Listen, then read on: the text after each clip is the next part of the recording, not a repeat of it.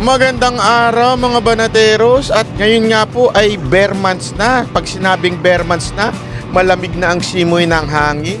At pag malamig ang simoy ng hangin, kailangan na dyan yung mga bibingka, puto bungbong, at higit sa lahat yung chocolate coffee. Naku, may pupuntahan tayo sa Tagaytay, samahan nyo ako ha. Let's go!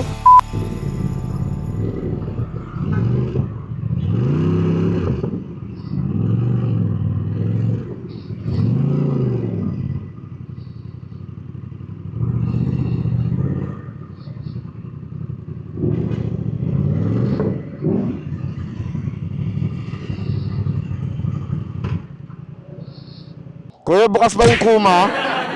Yung kuma?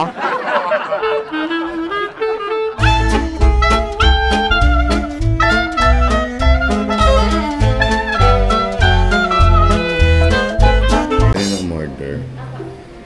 Yung bibingka nyo, yung apat. Dalawa nun. Apat nung kape nyo with chocolate. Puto bongbong. Dalawang puto bongbong special. Ang dami naman! Ang dami na kakapagod dyan! So ito mga dessert lang muna in order. Dessert lang in order ko eh. So umorder muna kayo ng rice bowl nyo. Kasi yung kanilang specialty dito. Yung specialty nila eh, chocolate coffee. Isang lasa mo yung tsokolate.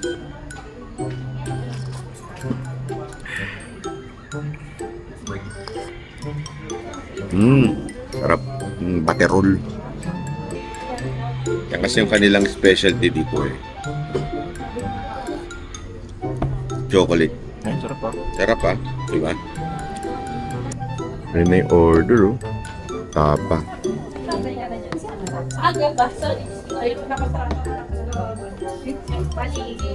Longganisa. Puto bongbong. Pasko na dito eh. May bibingka at saka may puto bongbong. Dito naman merong tinan nyo, spa. Body massage. Alam ngayon, alas 9 lang sila eh. Wala na. Sarado na. Okay, let's go. At yun na nga, at ang sarap-sarap po ng native chocolate dito. May kasama pang kape, kaya puntahan nyo na dito dahil ito ho ay bagay na bagay ngayong bare months. Lalo na yung kanilang bibingka at puto bongbong. Ang sarap po. Kaya kung napadaan po kayo dito sa Tagaytay, itry nyo na po itong Kuma Cacao.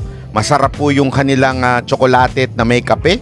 At yung kanilang mga dessert din, masarap din po. Itry nyo na ho dito sa Tagaytay.